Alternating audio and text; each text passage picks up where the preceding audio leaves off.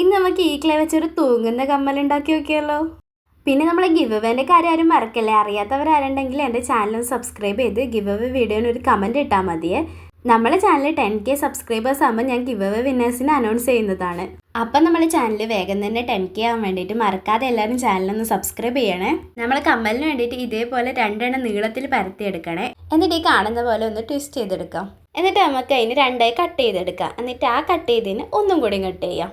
എന്നിട്ട് നമുക്ക് ഇനി ഒരു റാ ഷേപ്പിലേക്ക് മാറ്റിയെടുക്കാം. എന്നിട്ട് ഇനി സ്റ്റെഡായി വെക്കുന്ന 2 ഉണ്ട കൂടി ഒന്ന് പരത്തിയെടുക്കാം. സ്റ്റെഡും ഹാങ്ങിങ് കൂടി അറ്റാച്ച് ചെയ്യാൻ വേണ്ടിയിട്ട് ഈ 4നും ഓരോരോ ഹോൾ ഇട്ട് കൊടുക്കാം നമുക്ക്. എന്നിട്ട് ഇതിനൊന്ന് ഡ്രൈ ആക്കി എടുക്കാം. വേഗം തന്നെ ഡ്രൈ ആവും. ഇനി നമ്മളെ മെയിൻ പരിപാടിയായ പെയിന്റിങ്ങിലേക്ക് എടുക്കാം.